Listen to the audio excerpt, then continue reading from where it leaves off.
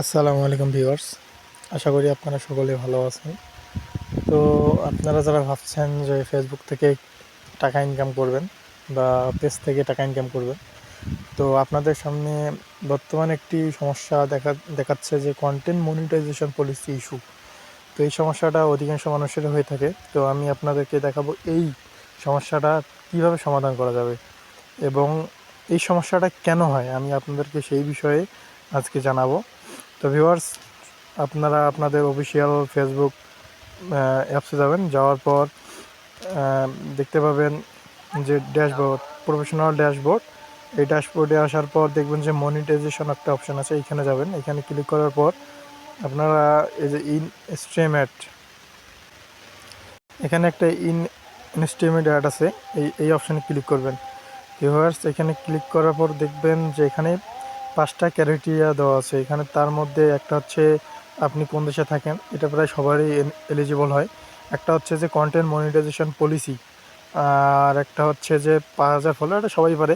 একটা যে 60,000 minute watch time, এটা সবাই কমপ্লিট করতে পারে। একটা আছে যে 5টা অ্যাক্টিভ ভিডিও দিতে হবে, এটা সবাই পারে। কিন্তু একটা সমস্যা হচ্ছে কন্টেন্ট মনিটাইজেশন পলিসি ইস্যু। এটা হচ্ছে, এই সমস্যাটা হওয়ার পেছনে মূল কারণ হচ্ছে যে ভাই, আপনারা যারা অন্যের ভিডিও কপি করে সেই ভিডিওটি আপনাদের পেজে বা প্রোফাইলে ছাড়েন, তো এটার কারণেই সমস্যা হচ্ছে। কিন্তু অনেকেরই প্রশ্ন ভাই, যে আমার যে ভিডিওটিতে কপিরাইট খেয়েছে আমি সেই ভিডিওটি ডিলিট করে দিয়েছি, তারপর এই সমস্যা সমাধান হচ্ছে না। তো এই সমাধানটা কিভাবে করা যাবে আমি সেটা আপনাদেরকে দেখাবো।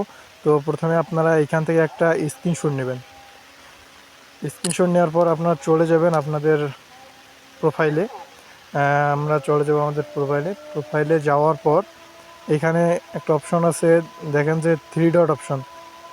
এই 3 ডট অপশনের উপর ক্লিক করবেন। ক্লিক করার পর নিচে দেখবেন যে কপি লিঙ্ক, নিচে কপি লিঙ্ক দেওয়া আছে। এই কপি লিঙ্কে ক্লিক করবেন, কপি করবেন আপনার লিঙ্কটি।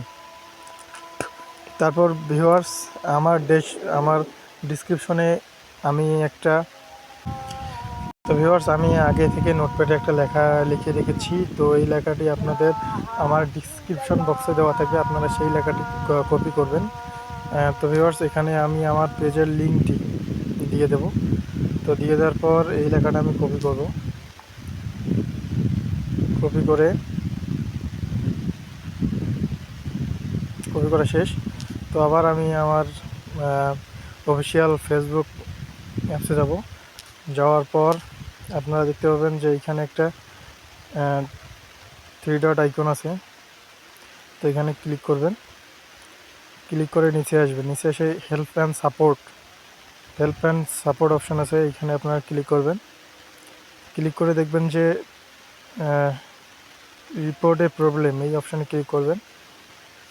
ক্লিক করার পর নিচে আসবেন, আসি দেখবেন যে কন্টিনিউ টু রিপোর্ট প্রবলেম লেখা আছে, এখানে ক্লিক করবেন।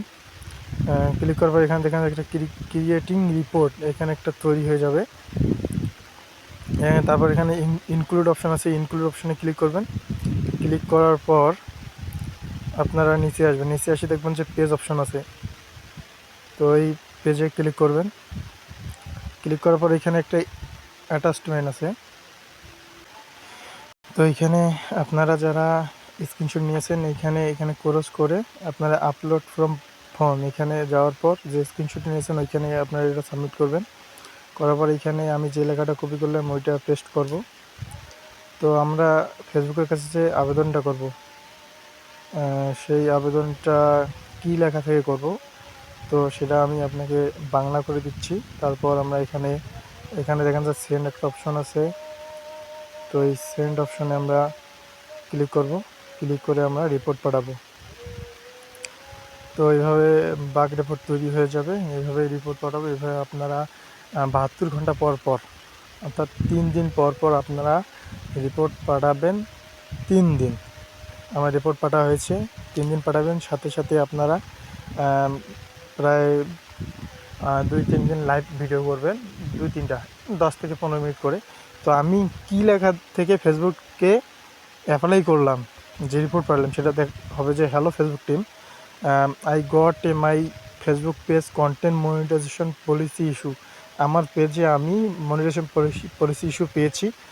I didn't follow Facebook community guideline properly. আমি ফেসবুকের যে গাইডলাইন সেটা আমি মেনে চলিনি। I know I made a mistake. এটা আমি জানি এটা আমার একটা ব্যর্থতা। I will not try to break down again your community guideline. যে আমি পরবর্তী সময় থেকে এটা ব্রেকডাউন অর্থাৎ না করার চেষ্টা করব। Since this my first mistake, এটা হচ্ছে আমার প্রথম ব্যর্থতা। I request to you please solve policy issue remove. আমি আপনাদের কাছে রিকোয়েস্ট করতেছি, দয়া করে আপনারা আমার এই সমস্যাটা সমাধান করে দেবেন।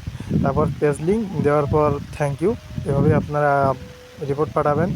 তো আমার কথা হচ্ছে যে ভাই, আপনারা অন্যের কোনো কন্টেন্ট আপনারা ইউজ করবেন না, আপনাদের ব্যক্তিগত যে কন্টেন্টগুলো আছে সেগুলো ইউজ করবেন। আর অন্য মানুষের যদি কোনো কন্টেন্ট থেকেই থাকে তাহলে আপনারা সেই কন্টেন্টগুলো ডিলিট করে দিবেন। এভাবেই আপনারা করতে থাকুন 3 দিন পর 3 দিন রিপোর্ট পাঠাবেন, দেখবেন আপনাদের এই সমস্যাটা সমাধান হবে। তো ধন্যবাদ ভিউয়ার্স আইকন টেক চ্যানেলের সাথে থাকার জন্য। আর ভিডিওটি যদি ভালো লাগে তাহলে লাইক, কমেন্ট, শেয়ার এবং সাবস্ক্রাইব করে আমাদের পাশে থাকবেন। ধন্যবাদ। আসসালামু আলাইকুম।